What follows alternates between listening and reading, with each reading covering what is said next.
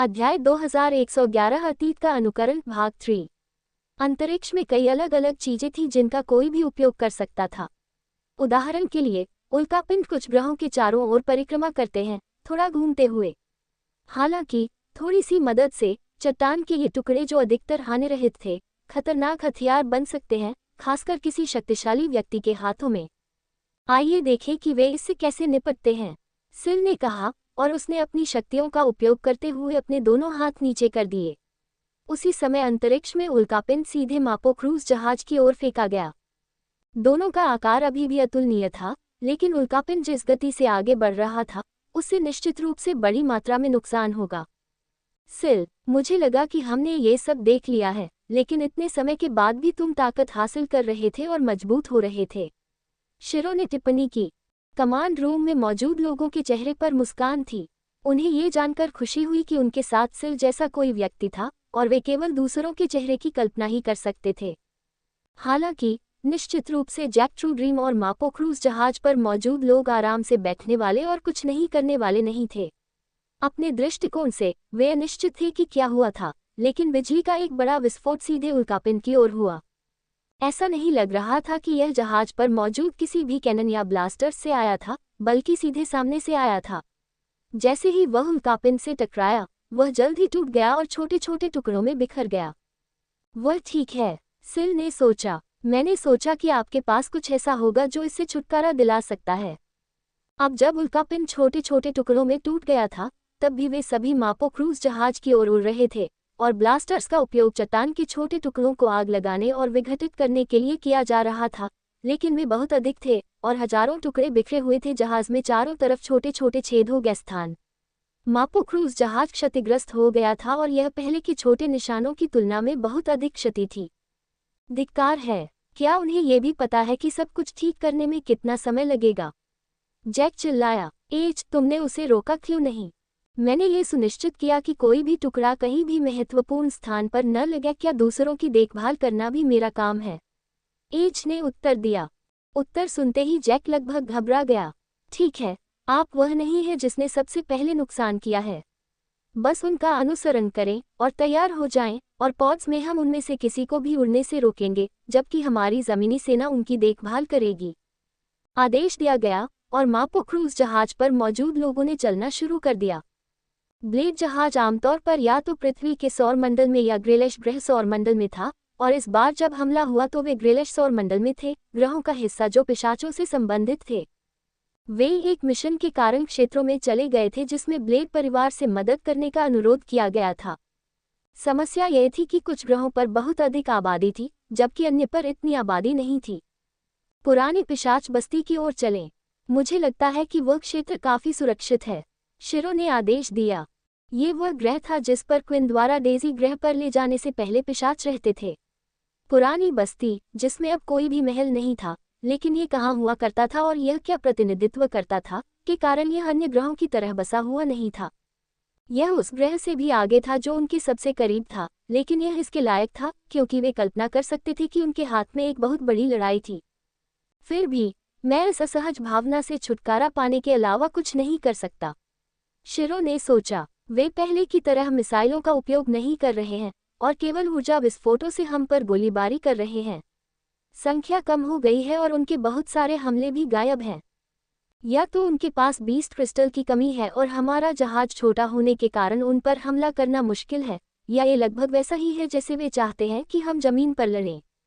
ये शिरो के लिए एक बड़ी चिंता का विषय था, लेकिन उनके पास क्या विकल्प था, और ब्लेड सबसे मजबूत क्षमता वाले उपयोगकर्ताओं वाला समूह था। आमने सामने की लड़ाई उनके लिए सबसे अच्छा विकल्प था। जहाज को वह ग्रह मिल गया था जिसकी वे तलाश कर रहे थे, और वह तेजी से आगे बढ़ रहा था, लेकिन जब वे ग्रह के करीब थे तो उसके वायुमंडल को पहले ही तोड़ चुके थे। एक रिपोर्ट आई थी, सर, ऐसा लग रहा है कि जहाज ने पीछा करना बंद कर दिया है और वे अब हम पर गोलीबारी नहीं कर रहे हैं। एक रिपोर्ट आई। शिरो ने स्थिति को देखा और अभी तक पूरी तरह से नहीं उतरा। जहाज अपनी जगह पर ही रुका हुआ था, हिल नहीं रहा था। आपको क्या लगता है वे क्या करने की कोशिश कर रहे हैं? बोडेन ने पूछा। मुझे लगता है कि वे हमें फंसा रहे हैं और हमें भागने नहीं दे रहे हैं, शिरो ने उत्तर दिया। अगर हम बाहर निकलने और भागने की कोशिश करते हैं तो वे हम पर अपना सब कुछ बरसा देंगे। इसलिए अभी हम फंस गए हैं। रुको, तो अगर हम ग्रह पर भी उतरें तो हम क्या करेंगे? अगर हम वहां रहेंगे तो क्या वे वहीं हवा में मंडराते रहेंगे? बोडेन ने पूछा। मैं ऐसा नहीं सोचता। ग्रेलिश परिवार पता लगा लेगा और हम आसानी से अन्य समूहों को हमारे पास आने के लिए एक रिपोर्ट भेज सकते हैं।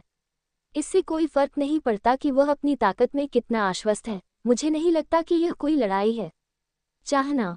अंत में शिरो को निर्णय लेना पड़ा, और चूंकि वह अभी तक पूरी तरह से नहीं उतरा था, ऐसा लग रहा था कि मापो क्रूज जहाज बिना किसी परवाह के उन्हें हवा से बाहर मारने की कोशिश करने के लिए अपने लेजरों को तैयार कर रहा था। भूमि, हमें उतरना होगा। ब्लेड जहाज अंततः एक बड़ी काली ढकी हुई भूमि पर उतरा था। ये पेड़ों से रहित था और यह क्षेत्र ऊबड़ खाबड़ था, जिसमें पृथ्वी के चारों ओर चंद्रमा के समान बड़े गड्ढे थे। सभी ब्लेडों को तुरंत जहाज से बाहर निकाला गया। किसी भी समय यह हमले से उड़ सकता था और इसकी रक्षा के लिए अपनी शक्तियों का उपयोग किए बिना यह एक समस्या होती। कुल मिलाकर लगभग 150 सदस्य थे जो ब्लेड क्षमता का उपयोग कर सकते थे, और 200 कर्मचारी थे जिनके पास अपनी शक्तियां थीं। वे जहाज से दूर जाने के लिए तैयार थे, क्योंकि उन्हें लगा कि किसी भी क्षण मापो क्रूज जहाज से हमला शुरू हो जाएगा और जहाज टुकड़े टुकड़े हो जाएगा। हालांकि उन्होंने पहले ही कार्रवाई कर दी थी और यह वह कार्रवाई नहीं थी जैसा उन्होंने सोचा था लिया जाए। आकाश में उड़ते हुए बहुत सारी काली फलियां थीं। वे टकराते हुए जमीन पर गिर पड़े, कठोर जमीन का एक हिस्सा तोड़ते हुए सीधे चिपक गए। क्षेत्र की बड़ी बंजर भूमि में वे अनगिनत संख्या में इन फलियों को चिपका हुआ देख सकते थे। वे जहाज से आए थे ना? वे क्या हैं? बोडेन ने पूछा। बाकी लोग घबरा गए थे। उन्होंने अपनी क्षमताएं, हथियार और बहुत कुछ तैयार कर लिया और मदद के लिए एक दूसरे के बगल में खड़े हो गए। सिल ने उन सभी के चेहरों को देखा। मुझे इसे रोकने में सक्षम होना चाहिए था। नौबत यहाँ तक नहीं आनी चाहिए थी। सिल ने सोचा जब वह उनके सामने चल रहा था, उन सभी के सामने वहां खड़ा था जैसे कि वह उनकी रक्षा करने के लिए तैयार था, लेकिन उन्होंने उसे अपने आप पर खड़ा नहीं होने दिया। शिरो और बोडेन तेजी से कूद पड़े और उसके बगल में थे। ब्लेड परिवार, यहाँ हर कोई चाहे कुछ भी हो, मैं उन्हें मरने नहीं दूंगा। तभी सिल शिरो की ओर झुका और उसके कान में कुछ फुसफुसाया। सिल, तुम ऐसा नहीं कर सकते। तुम नहीं कर सकते, शिरो ने शिकायत की, लेकिन ऐसा लग रहा था कि सिल ने पहले ही अपना निर्णय ले लिया था। तभी एक तेज खड़खड़ाहट की आवाज सुनाई दी, और एक के बाद एक कई आवाजें बंद हो रही थी। सभी अजीब काली फलियां खुलने लगी थीं, और फली के बाहर एक हाथ दिखाई दे रहा था, जो खुद को बाहर खींच रहा था। जीव का पूरा शरीर प्रकट हो गया था। मैं इस बात को लेकर चिंतित था। ये कैसे संभव है? शिरो ने कहा। डल्की अभी भी कैसे जीवित हैं, और वे जैक के साथ क्या कर रहे हैं? अध्याय 2112 डल्की की वापसी। उस समय शिरो के दिमाग में कई सवाल घूम रहे थे। अभी भी डल्की कैसे थे? उनका जीवन छोटा, लगभग 50 वर्ष का माना गया था। कुछ हिस्से भी थे जिन्होंने अंततः मनुष्यों के साथ काम किया था, लेकिन वे अंततः नष्ट हो गए थे और प्रजनन करने में असमर्थ थे। यह एक बड़ा खतरा था जिसके बारे में हर कोई जानता था, लेकिन केवल कुछ ही लोग वास्तव में इससे बच पाए थे। फिर भी किसी तरह वे अब फिर से यहाँ थे, और वे उनके सामने थे। इसके अलावा वे एक इंसान के साथ कंधे से कंधा मिलाकर काम कर रहे थे। एक इंसान जिसे मृत मान लिया गया था, लेकिन अगर वह जीवित बच भी गया तो उसे इतने लंबे समय तक जीवित नहीं रहना चाहिए था। ये सब भ्रमित करने वाला था, लेकिन उनके पास इसके बारे में चिंता करने का समय नहीं था। हमें दूसरों का समर्थन करने की जरूरत है, शिरो। वोडन मन ही मन चिल्लाया। उन्हें डल्की से लड़ने का कोई अनुभव नहीं है और उन्हें हराना कठिन है। जो डल्की निकल रही थी वो 3 स्पाइक्स और 4 स्पाइक्स वाली थी। एक भी ऐसी नहीं थी जो 3 स्पाइक मार्क के नीचे हो। उनमें से किसी के लिए भी इसका सामना करना कठिन होता, भले ही उनके पास अनुभव हो। उन सभी को एक ही स्थान पर उतरते देखकर सिल ने सबसे पहले कार्रवाई की। उस समय उसके दोनों हाथ आग की लपटों से जलने लगे। वह उन सभी पर हमला करने के लिए तैयार होकर अपनी शक्ति बढ़ा रहा था, जब तक कि हजारों ऊर्जा विस्फोटों को आकाश से आते हुए नहीं देखा जा सकता था। उसे तुरंत अपनी योजना बदलने की जरूरत पड़ी, और उसने अपनी शक्ति बदल दी, क्योंकि उसने उनके ऊपर एक बल क्षेत्र बनाया था। इसने एक के बाद एक ऊर्जा विस्फोटों को अवरुद्ध कर दिया। यह पागलपन है। क्या उन्हें इसकी परवाह नहीं है कि वे अपने ही लोगों को चोट पहुंचाएं? शेरो चिल्लाया। हालांकि सिल मजबूत था, वह एक ऐसे प्रतिद्वंद्वी के खिलाफ जा रहा था जिसका उसने पहले कभी सामना नहीं किया था, जो इस लड़ाई को जीतने के लिए कुछ भी करने को तैयार था। किसी ऐसे व्यक्ति का सामना करना कठिन था जिसमें कोई नैतिकता नहीं थी, दूसरे की तुलना में जिसे अपने आसपास के लोगों की रक्षा करने की आवश्यकता थी। सिल, डल्की की चिंता मत करो, हम उनका ख्याल रखेंगे, बोडेन चिल्लाया जब उसने डल्की के समूह में सबसे पहले आक्रमण किया। उसी समय शिरो अन्य क्षमता उपयोगकर्ताओं के सामने खड़ा हो गया और अपने लंबी दूरी के हमलों का उपयोग करते हुए उन्होंने अपनी शक्ति को डल्की की ओर केंद्रित करना शुरू कर दिया। एक को कंधे से नीचे एक बड़ा कट लगाया गया, लेकिन एक अजय जानवर की तरह वह आगे की ओर दौड़ता रहा। बोडेन ने घायल को देखा और तेजी से हवा में चलते हुए अपनी स्थिति से छलांग लगा दी, और इससे पहले कि डल्की प्रतिक्रिया कर पाता, उसने उसकी बाहों को पकड़ लिया और उसके शरीर को लात मारकर दूर फेंक दिया। उसकी दोनों भुजाएं उसके शरीर से अलग हो गईं। धीमा न होते हुए बोडेन फिर से आगे बढ़ रहा था। अगले की ओर बढ़ते हुए उसने पेट पर प्रहार करने के उद्देश्य से एक मुक्का मारा। बोडेन हमेशा एक विशेष डल्की था जो दूसरों से अलग था, और उसकी स्पाइक्स की परवाह किए बिना वह उनसे अधिक शक्तिशाली लगता था। समय के साथ उसने इस महान शक्ति का उपयोग करना सीख लिया था, और अपने जैसे लोगों पर हमला करते समय उसे कोई झिझक नहीं थी, क्योंकि उसके पीछे उसका परिवार था। वे वही थे जिनकी वह रक्षा करना चाहता था। हालांकि कुछ अजीब घटित हुआ था जब बोडेन पेट में 4 किलो में से एक पर प्रहार करने गया था। शरीर पर मौजूद नियमित कठोर काले तराजू से पेट के क्षेत्र में चांदी की चमक दिखाई दे रही थी। डल्की को मारते हुए इसे हवा में उठा लिया गया, लेकिन उस स्तर पर नहीं जिसकी बोडेन ने अपेक्षा की थी, और डल्की को मुस्कुराते हुए देखा जा सकता था क्योंकि वह अपनी मुट्ठी को बाहर फेंकने के लिए गया था जो कि कठोर हो गई थी। सौभाग्य से बोडेन तेज था और प्रहार से बच गया। उसने उसके सिर को पकड़ लिया और उसके चेहरे को अपने घुटने में खींच लिया, जिससे वह मौके पर ही कुचल गया। वह क्या था? वह नहीं हो सकता। डल्की, क्या उनमें क्षमताएं हैं? बोडेन एकमात्र ऐसा व्यक्ति नहीं था जो लड़ाई के दौरान इसकी खोज कर रहा था, बल्कि सभी 4 नुकीले डल्की में कुछ प्रकार की क्षमता थी और वे इसका अच्छी तरह से उपयोग कर रहे थे। डल्की में से एक के पास अदृश्य होने की शक्ति भी थी और वह समूह के केंद्र में प्रवेश कर गया था। ब्लेड परिवार के सदस्यों को टुकड़े टुकड़े किया जा रहा था, आधा चीरा जा रहा था और एक ही घूंसे से कुचला जा रहा था, फिर भी उन्हें कोई सुराग नहीं था कि यह कहां से आ रहा था। तेजी से सोचते हुए, पानी की क्षमता का उपयोग करते हुए शिरो ने जल्द ही बारिश कराना शुरू कर दिया। जैसे ही ऐसा हुआ, वे ये देखने में सक्षम हो गए कि डल्की कहाँ थी। हर कोई अपने हमले पर ध्यान केंद्रित करें, हम अब उसे देख सकते हैं, शिरो ने कहा। हमलों और क्षमताओं की एक लहर का इस्तेमाल किया गया और इसने डल्की को चोट पहुंचाई और इसे कमजोर कर दिया, अंततः इसे मार डाला। कुछ ब्लेड 3 या उससे अधिक क्षमताओं का उपयोग कर सकते हैं, जिससे एमसी कोशिकाओं को एक साथ जोड़ते समय वे काफी मजबूत हो जाते हैं। इसके बावजूद ये स्पष्ट हो गया कि कोई समस्या थी। डल्की न केवल क्षमताओं का उपयोग कर सकते थे, बल्कि वे पहले से ही काफी मजबूत थे और जैसे जैसे वे घायल होते गए वे और मजबूत होते गए। जबकि ब्लेड के लिए वे जितना अधिक अपनी क्षमताओं का उपयोग करते थे, वे उतने ही कमजोर होते जा रहे थे और यह केवल समय की बात थी जब तक कि वे लड़ाई नहीं हार गए। यह महसूस करते हुए सिल को लगा जैसे उसे कुछ करना होगा। हालांकि उसके आत्मिक हथियार ने उसे कई अलग अलग क्षमताओं को चुनने की अनुमति दी, लेकिन वह एक समय में केवल एक का ही उपयोग कर सकता था। ऊर्जा के विस्फोट अभी भी बरस रहे थे और हताशा से बाहर आकर उसने अपनी अवरोधक क्षमता का उपयोग किया और इसे और भी ऊपर धकेल दिया, उस बिंदु तक जहां ये ग्रह पर बादलों के करीब होने वाले हमलों को रोक रहा था। फिर हार मानकर सिल ने तुरंत अपनी क्लोनिंग क्षमता का उपयोग किया और इसे अभी के लिए केवल एक तक सीमित कर दिया। इससे उसके क्लोन को ऊपर बल क्षेत्र बनाना जारी रखने की अनुमति मिल गई। वह वास्तव में मुझे परेशान करता है, अब स्थिति बदलने का समय आ गया है, सिल ने कहा। अपने आत्मिक हथियार का उपयोग करते हुए पुस्तक को बाहर लाया गया और सिल ने उन क्षमताओं को बदल दिया जिनके बारे में उन्हें लगा कि वे इनसे निपटने में उपयोगी हैं। उसके बाद उसने अपने आप को फिर से क्लोन करना शुरू कर दिया, अपने शरीर, अपनी क्षमताओं और अपनी शक्ति की नकल करते हुए खुद के कई क्लोन बनाए। आकाश से अधिक फलियां छोड़ी जा रही थीं, लेकिन सिल जितना संभव हो सके उनसे निपटता था और अंततः ऐसा लग रहा था कि अब 100 और सिल थे। हालांकि सिल यही नहीं रुका। एक पोर्टल खोलकर हथियार बाहर लाए गए, लेकिन क्लोनों को सौंपे जाने के बजाय, जैसा कि वे आमतौर पर करते थे, उन्हें अन्य ब्लेडों को सौंप दिया गया। उनके हाथों में दानव स्तर के हथियार थे जो हर जगह से इकट्ठा किए गए थे। एक बार जब सिल का काम पूरा हो गया और उसे लगा कि अन्य लोग अपनी रक्षा कर सकते हैं, तो उसके लिए कार्रवाई में आने का समय आ गया है।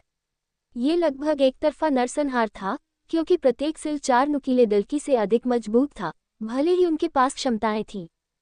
यदि उनके पास हवा की शक्ति होती तो क्लोन सिल उसी चीज का एक मजबूत संस्करण तैयार कर सकता था और सुपर गति और ताकत के साथ साथ समय के साथ सिल द्वारा प्राप्त घोंसला क्रिस्टल की सारी शक्ति के साथ वह डल्की से मुकाबला कर सकता था। हाथों हाथ सिल में से एक ने डल्की के प्रहार से बचा लिया, जबकि तेजी से सीधे उसके सिर के पीछे पहुंच गया और एक ही हाथ से सिर को मौके पर ही पिघलाने में सक्षम हो गया। सिल मैदान पर अच्छा प्रदर्शन करने वाला एकमात्र खिलाड़ी नहीं था, क्योंकि बोडेन ने उन सभी डल्कियों को बाहर निकालना और उन पर कब्जा करना जारी रखा जिनका वह सामना कर रहा था, और ऊपर से जैक वह सब कुछ देख सकता था जो हो रहा था। क्या आप चिंतित नहीं हैं कि बहुत से लोग मर रहे हैं? चिंतित, जैक ने उत्तर दिया। यदि वे बहुत कमजोर थे तो वे बस असफल हैं, और इसके अलावा मैं हमेशा और अधिक कमा सकता हूँ। यह कोई समस्या नहीं है, समस्या तो वे दोनों हैं। ऐसा लगता है कि जितना मैंने सोचा था कि वे उससे कहीं अधिक मजबूत हैं। क्या आपको लगता है कि आप उन्हें संभाल सकते हैं, एच? यदि आपने यह नहीं सोचा होता कि मैं ऐसा कर सकता हूं, तो हमने उन पर पहले कभी हमला नहीं किया होता, एच ने उत्तर दिया। बहुत अच्छा, तो मुझे लगता है कि अब समय आ गया है कि आप लड़ाई में शामिल हों। उनसे छुटकारा पाओ, लेकिन सिल को मत मारो, मुझे उसकी जरूरत है, जैक ने कहा। इसके साथ ही एच ने चलना शुरू कर दिया, क्योंकि वह नीचे उतरने के लिए तैयार था।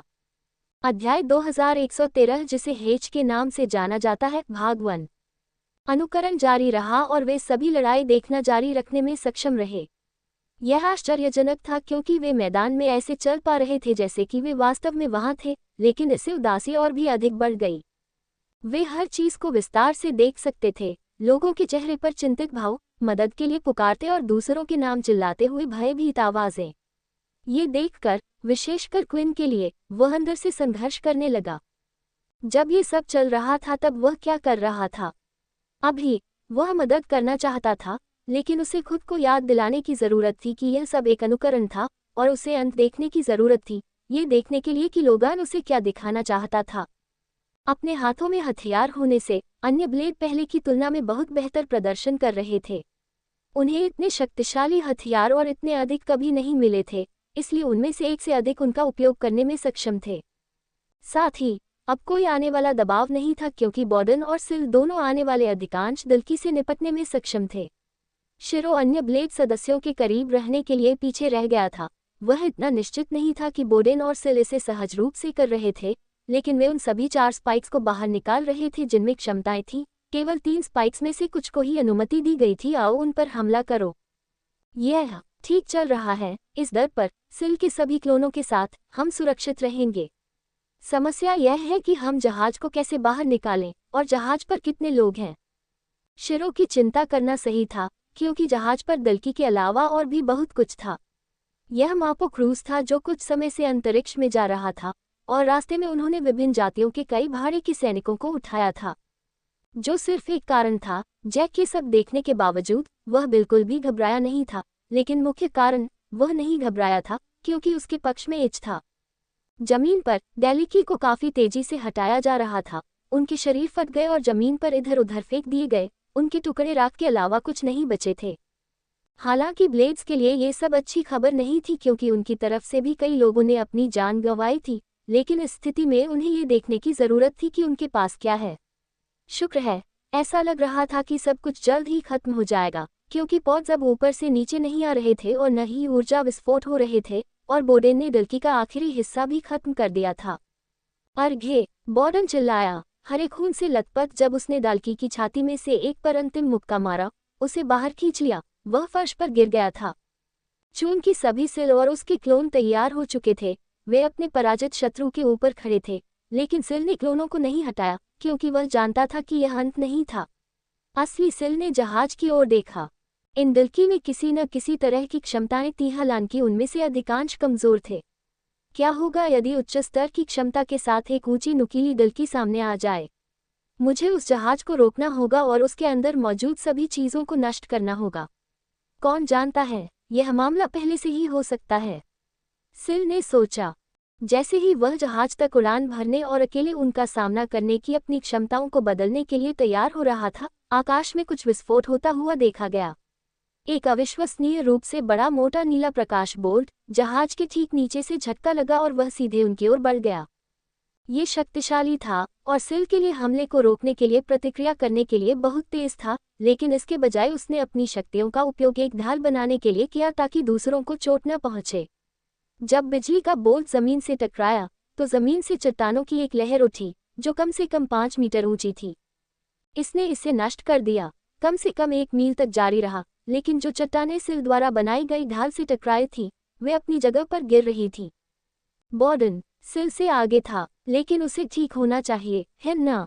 शिरो ने खुद को ढकते हुए सोचा क्योंकि कुछ गंदगी ढाल के कुछ हिस्सों से होकर गुजर रही थी। वह भी क्या था? क्या ये जहाज से हमला था? लेकिन फिर ये लाइटिंग बोल्ट जैसा क्यों लग रहा था? आखिरकार धूल जमनी शुरू हो गई और ऐसा होने पर उन्हें अपने स्वयं के बनाए गड्ढे में एक बड़ी आकृति दिखाई देने लगी। ये जहाज से किया गया हमला नहीं था, बल्कि ये युद्ध के मैदान के बीच में उतरने वाले किसी व्यक्ति या चीज का हमला था। क्या वह दल्की है? शिरो ने इसका बाहरी स्वरूप देखकर सोचा। ये सामान्य दल्की से थोड़ा बड़ा था और इसके शरीर का आकार थोड़ा अलग था। आमतौर पर दल्की मांसपेशियों के ये समूह होते थे जो सिर से पैर तक गहरे रंग की परतों से ढके होते थे। ये हालांकि बड़ा था, थोड़ा अधिक आकार का मानव जैसा था। भले ही उसका चेहरा और शरीर सिर से पैर तक कीलों से ढका हुआ था, फिर भी उसका चेहरा थोड़ा थोड़ा इंसान जैसा भी लग रहा था। यह इस सब की संरचना थी। वह चेहरा पहचाना सा क्यों लगता है? वोडन ने कहा, जैसे उसने शिरो की आंखों के माध्यम से उसके सामने दृश्य देखा। मुझे भी यही लग रहा है। क्या ये कोई ऐसा व्यक्ति है जिसे हम जानते हैं? रेटेन ने पूछा। हालांकि शिरो की दिलचस्पी इस बात में थी कि दोनों को क्यों लगा कि यह दिल की परिचित लग रही है, वह इसके बजाय किसी और चीज के बारे में अधिक चिंतित था। इसकी पीठ पर, यदि वह गलत गिनती नहीं कर रहा होता, तो वह इसे नीचे की ओर ले जाती हुई 8 कीलें देख सकता था। इसने शिरो को अंदर तक झकझोर दिया। वह अपने दिल की धड़कन को महसूस कर सकता था। अन्य ब्लेड भी इसे देख सकते थे, लेकिन उनकी प्रतिक्रिया वैसी नहीं थी क्योंकि वे उसके विपरीत तब वहां नहीं थे। एक 8 नुकीली दल्की, लेकिन कैसे? एकमात्र ऐसा दल्की जो पहले अस्तित्व में था वह ग्राहम था, और क्विन ने उसे हरा दिया। उस समय उसे हराने के लिए उसे लगभग अपना सब कुछ, अपनी सारी शक्ति लगानी पड़ी। ये दृश्य कि ग्राहम क्या कर सकता है, उसके हाथों में कितनी शक्ति है, और अब ये सब उनके सामने था। ये कहना सुरक्षित है कि यदि सिल ग्राहम के स्तर पर दल्की को हराने में असमर्थ था, तो वे सभी मर जाएंगे क्योंकि उनके छोटे हमले और शक्ति लड़ाई में बिल्कुल भी मदद नहीं कर पाएंगे। क्या सिल ऐसा कर सकता है? क्या वह क्विन के बिना ऐसा कर सकता है? श्रियो ने पूछा। ये बिल्कुल स्पष्ट था कि वे अब इतने आश्वस्त क्यों थे। वे अंतरिक्ष से बाहर युद्ध करके खुश क्यों थे? तब से सिल को विकसित होने में 1000 वर्ष लगे हैं। वोडेन लगभग चिल्लाया। क्या आपको सच में लगता है कि इतने समय के बाद वह 8 स्पाइक को संभालने में सक्षम नहीं होगा? यदि कुछ भी हो, तथ्य यह है कि इतना लंबा समय हो गया है और उनके पास सबसे अधिक नुकीली दल्की 8 नुकीली है। ये दर्शाता है कि हमें चिंता करने की जरूरत नहीं है। वोडन चिल्ला रहा था क्योंकि उसे यह बात पसंद नहीं आई कि शिरो सिल पर शक कर रहा था। ऐसे समय में नहीं। मुझे लगता है आप कुछ भूल रहे हैं। रेटर ने एक बार तर्क की आवाज बनकर जोड़ा। वह सिर्फ 8 स्पाइक वाली दल्की नहीं है। हमने देखा कि यह कैसे आकाश से प्रकाश की रोशनी में यहाँ आया। ये संभवतः एक क्षमता थी, और यदि आपने मुझसे पूछा तो ये बहुत मजबूत लग रहा था। वॉर्डन ने और कुछ नहीं कहा। वे जानते थे कि प्रकाश की क्षमता सबसे मजबूत में से एक थी। यही कारण है कि ब्लेड्स ने सिल सहित अधिकांश समय इसका उपयोग किया, और उस क्षमता के लिए 8 स्पाइक दल्की पर होना एक डरावना विचार था। सिल अब दल्की को भी देख सकता था, और अपने भाइयों की तरह, जब उसने आकृति देखी और उसके चेहरे को देखा, तो उसकी आंखों में गहराई से ही किसी कारण से परिचित था। क्यों? क्या तुम इतने परिचित लगते हो? सिल ने पूछा। जब उसने ऐसा किया, तो दल्की ने सीधे उसकी आंखों में देखा, और उसके चेहरे से परतें हटने लगी। ऊपर माँ पोक्रूसी में ये सब देख रहे हैं। जैक की ओर से लगातार हंसी आ रही थी। हा हा हा हा हा। अध्याय 2114, जिसे हेज के नाम से जाना जाता है, भाग 2। 8 नुकीली दल्की ने सीधे सिल की आंखों में देखा, और तराजू उसके चेहरे का हिस्सा दिखाते हुए उसके शरीर में वापस लौटता हुआ दिख रहा था। उसकी त्वचा गोरी थी और नीली आंखें अब देखी जा सकती थीं। कम से कम ये कहना अजीब था, क्योंकि यह कुछ ऐसा नहीं है जो दल्की करने में सक्षम था। एकमात्र व्यक्ति जो ऐसा कुछ कर सकता था वह बोडेन था, और वे वास्तव में कभी भी इस कारण का पता नहीं लगा पाए कि वह दूसरों की तुलना में अलग क्यों था। अब जबकि पूरा चेहरा देखा जा सकता था, वे समझ गए कि यह परिचित क्यों था। जो चेहरा उनके कई भाइयों, बहनों और पिताओं में देखा गया था, वह उनके जैसा दिखता था। पहले शिरों की तरह अब ये सिल था, जिसका शरीर पूरी तरह से हिल गया था। उसके पैर कांप रहे थे, उसके हाथ स्थिर नहीं रह सकते थे और उसके होंठ कांप रहे थे। ये कैसे संभव हो सकता है? नहीं, ये नहीं हो सकता, उसका होना असंभव है। मैंने उसे सिर्फ एक बार नहीं, बल्कि 2 बार मारा, यहाँ तक कि दूसरे मौके के कौशल का उपयोग करके भी। मैंने उसका सिर नष्ट कर दिया, उसके लौटने का कोई रास्ता नहीं था। सिल ने सोचा, लगता है आप मुझे पहचानते हैं, डल्की ने अंततः कहा, जिसे हेज के नाम से जाना जाता था।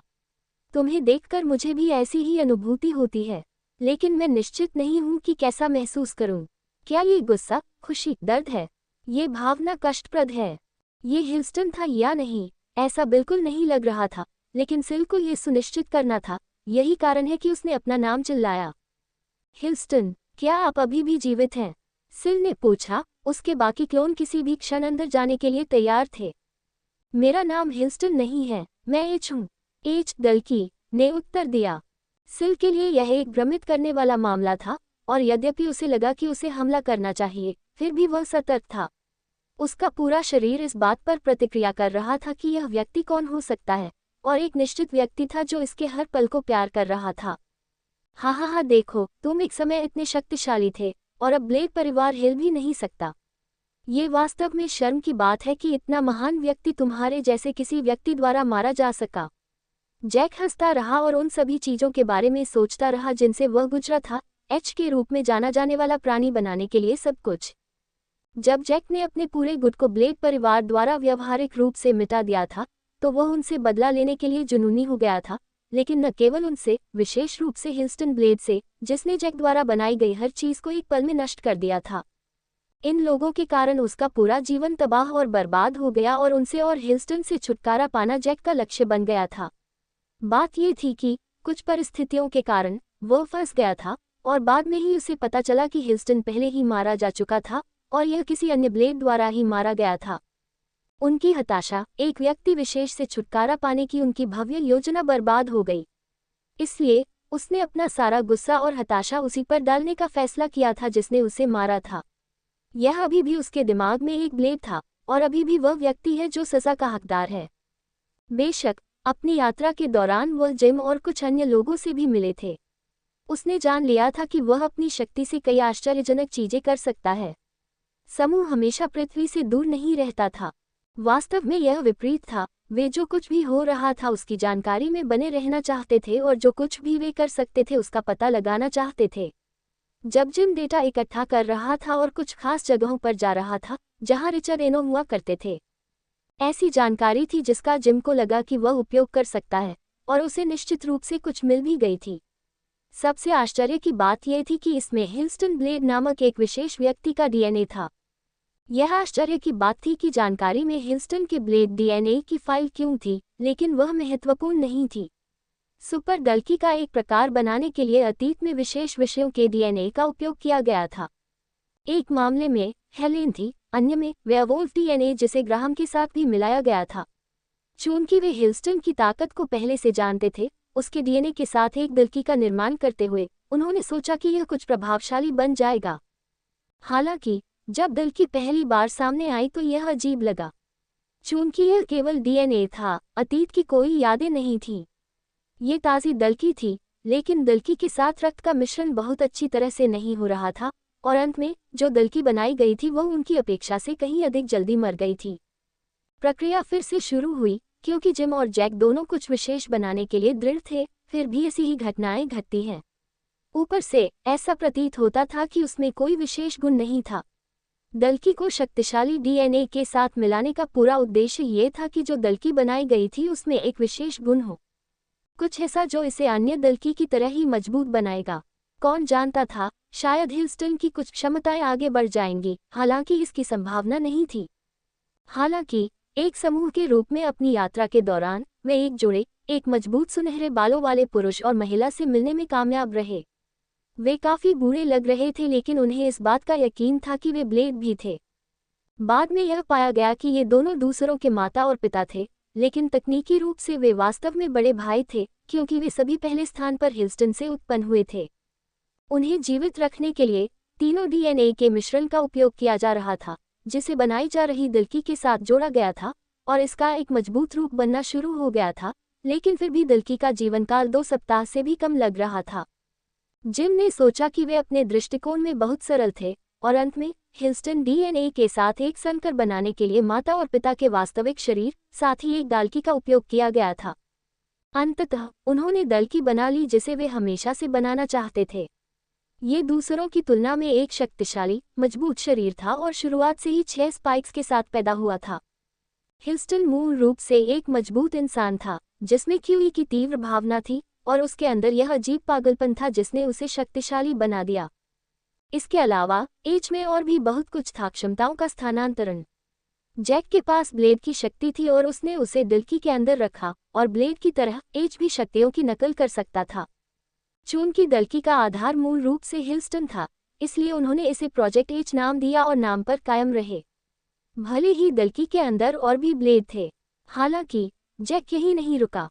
अपनी यात्रा और ब्लेड की खोज के दौरान उसे एक और ब्लेड मिला जो शक्तिशाली था और किसी कारण से अपने दम पर यात्रा कर रहा था। पाई नाम का एक छोटा ब्लेड। एच के लिए यह एक अच्छी परीक्षा थी और अंत में स्पष्ट विजेता था। हालांकि पाई बर्बाद नहीं हुई, क्योंकि जैक ने उसकी मृत्यु से पहले ही उसकी क्षमता भी छीन ली थी। बात यह थी कि क्षमता लेते समय जैक ने कुछ देखा कि क्षमता, हालांकि उसके पेट में दूसरों की समान महसूस हो रही थी, ये थोड़ी अलग थी। एच के बगल में जाने पर वह उस ऊर्जा को महसूस कर सकता था जो उसके अंदर थी, लगभग उसे बुला रही थी जो एच में थी, जैसे कि दोनों जुड़ना चाहते थे। जैक को यह नहीं पता था कि पाई की क्षमता अलग थी, क्योंकि ब्लेड परिवार के इतिहास में जब पाई और उसकी बहन विक्की ने हाथ मिलाया था तो वे अपनी क्षमता का एक साथ उपयोग कर सकते थे, जिससे उन्हें 6 क्षमताएं रखने की अनुमति मिली। अपने अंदर की शक्ति को सुनकर जैक ने इस शक्ति एच को दे दी थी, और अब उन दोनों की तरह एच न केवल एक शक्तिशाली और मजबूत दलकी था। अध्याय 2115 सिल बनाम एच भाग 1। सिल ने दलकी को देखना जारी रखा। उसे यकीन नहीं था कि यह ह्यूस्टन है या नहीं, क्या वह किसी तरह बच गया था और जैक या किसी अन्य ताकत ने उसे पलट दिया था, लेकिन फिर भी इसने उसे सतर्क कर दिया। क्योंकि एक मजबूत प्रकाश क्षमता वाली 8 स्पाइक वाली दलकी शुरुआत में एक पूरी तरह से अलग प्राणी थी। मुझे आपकी शक्ति पसंद है, लेकिन मुझे एहसास है कि मैं मजबूत हूँ। एच के हाथ में एक बड़ा बिजली का बोल्ट बना। ये शीघ्र ही शुद्ध रूप में संघनित हो गया और इसे सिल के क्लोनों में से एक की ओर फेंक दिया गया। ये घातक क्षमता वाला एक शक्तिशाली थ्रो था। सिल के क्लोन ने एक बल क्षेत्र बनाने की कोशिश की और उसके आसपास मौजूद अन्य लोगों ने भी ऐसा किया, लेकिन वे कार्य करने में बहुत धीमे थे। ढालें बहुत देर से लाई गई थीं और बिजली सीधे सिल के एक दिल में घुस गई थी। इसके संपर्क में आने के बाद प्रहार भड़क उठा और व्यावहारिक रूप से विस्फोट हो गया, जिससे क्लोन नष्ट हो गया और आसपास के कुछ क्लोनों पर हमला हो गया। हालांकि क्लोन एक तरह से सिल जितने ही शक्तिशाली थे, लेकिन वे उसके जितनी जल्दी प्रतिक्रिया नहीं करते थे, न ही वे उतना नुकसान उठा सकते थे। किसी भी तरह शक्तिशाली विस्फोट के कारण इसने आसपास मौजूद कुछ अन्य क्लोनों को बाहर निकाल दिया था। सिल ने अपना सिर घुमा लिया क्योंकि उसे लगा कि यह अंत नहीं है, और वह सही था। एच पहले ही अपनी स्थिति से बहुत तेज गति से आगे बढ़ चुका था और क्लोनों के केंद्र में था। दलकी ने रोशनी से ढके अपने दोनों हाथ उठाए और उन्हें फर्श पर पटक दिया। बिजली की एक तरंग भेजी गई। सिल में से कुछ समय पर हवा में उछल गए, जिनमें असली सिल भी शामिल था, जबकि अन्य चौंक गए और स्तब्ध होकर अपनी जगह पर गिर पड़े। क्या तुम्हें लगता है कि मैं तुम्हें वही करने दूंगा जो तुम चाहते हो? सिल ने कहा। उसी बिजली की क्षमता का उपयोग करके एक प्रकार का चाबुक बनाया गया था, और जैसे ही उसने उसे बाहर फेंका, वह एच की बांह के चारों ओर लिपट गया। अपनी सारी शक्ति का उपयोग करते हुए उसने एच के शरीर को बार बार विद्युतीकृत करना शुरू कर दिया, लेकिन इसे कुछ नहीं हुआ क्योंकि एच ने घूमना शुरू कर दिया और उसका शरीर आग की लिपटों में बदल रहा था। आग फैल रही थी, जिससे आसपास के कुछ क्लोन बाहर आ गए, लेकिन दूर वाले ने पानी की क्षमता पर स्विच कर दिया और आग की लिपटों के बवंडर पर फायर किया, जिससे आग जल्दी ही बुझ गई। हालांकि वे अब एच को आग की लिपटों में नहीं देख सकते थे, और सिल के एक अन्य क्लोन ने महसूस किया कि उसके सिर का पिछला हिस्सा एच की शुद्ध शक्ति से कुचला जा रहा है। ये जितना मैंने सोचा था उससे कहीं अधिक कठिन है। वह एक से अधिक क्षमताओं का उपयोग कर सकता है, इसलिए इसमें कोई संदेह नहीं है कि यह ब्लेड की शक्ति है।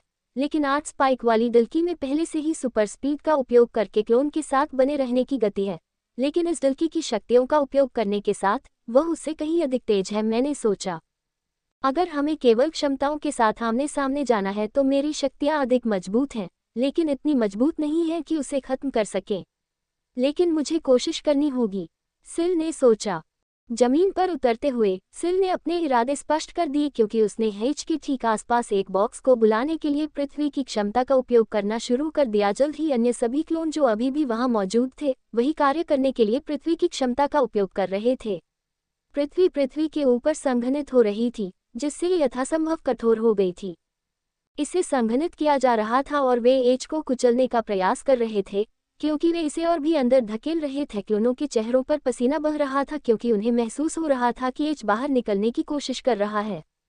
प्रत्येक बड़े झटके के साथ पूरा ग्रह हिलता हुआ महसूस हुआ, लेकिन उन्होंने दीवारों को धकेलना जारी रखा।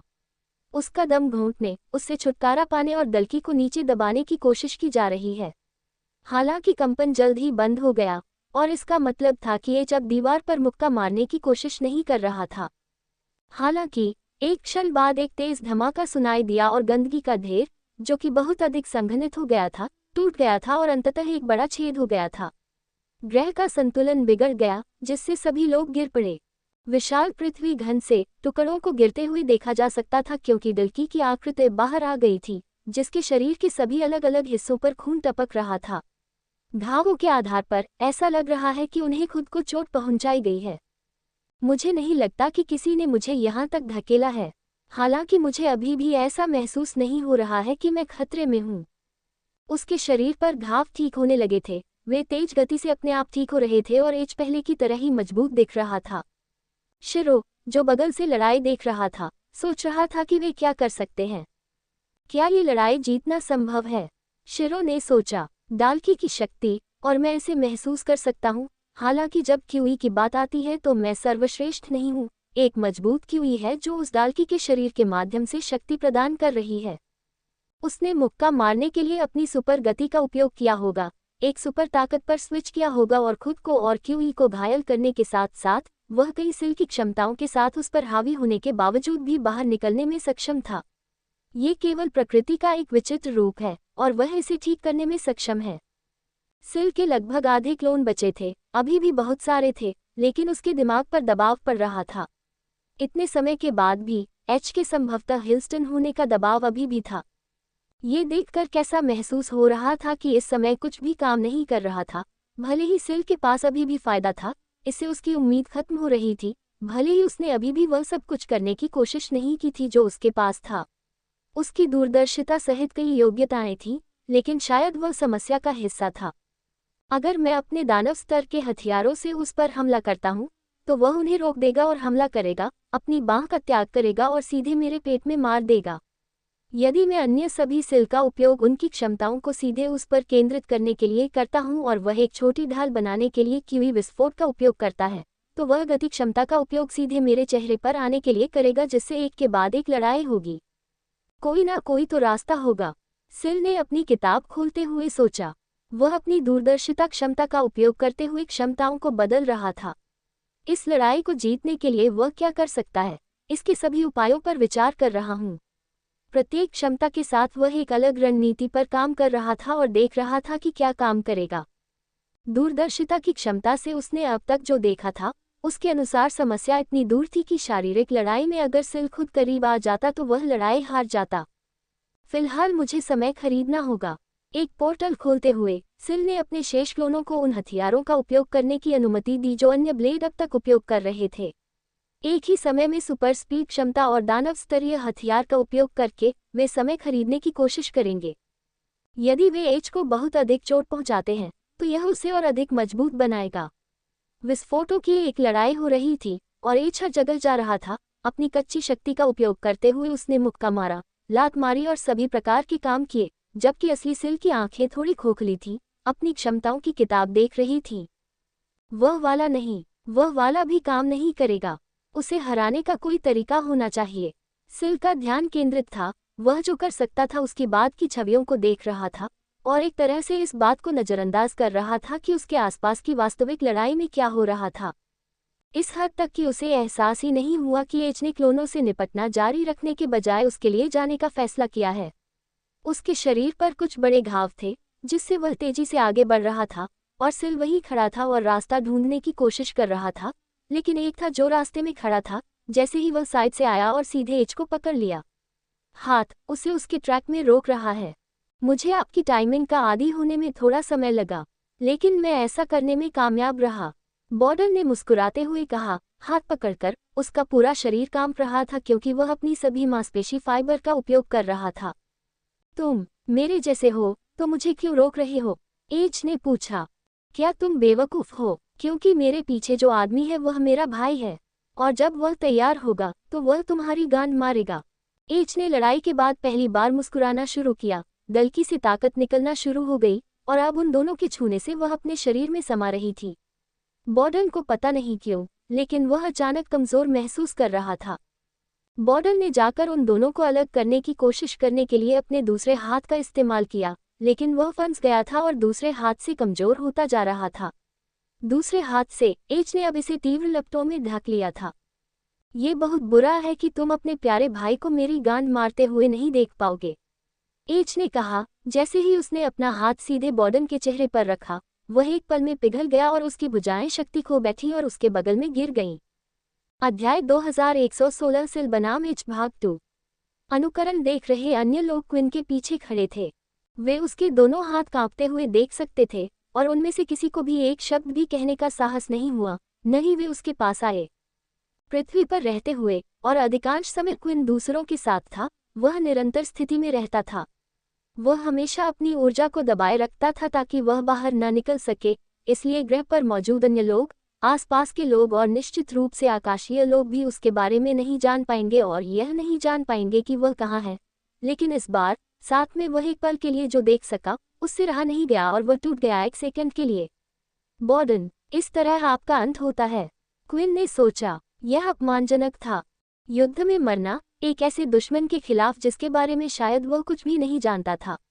जैक ट्रूड्रीम एक दुश्मन था जो छाया प्राप्त करने के कारण, एरिन द्वारा उसे छिपाने की कोशिश करने और ब्लेड परिवार के साथ खिलवाड़ के कारण बनाया गया था।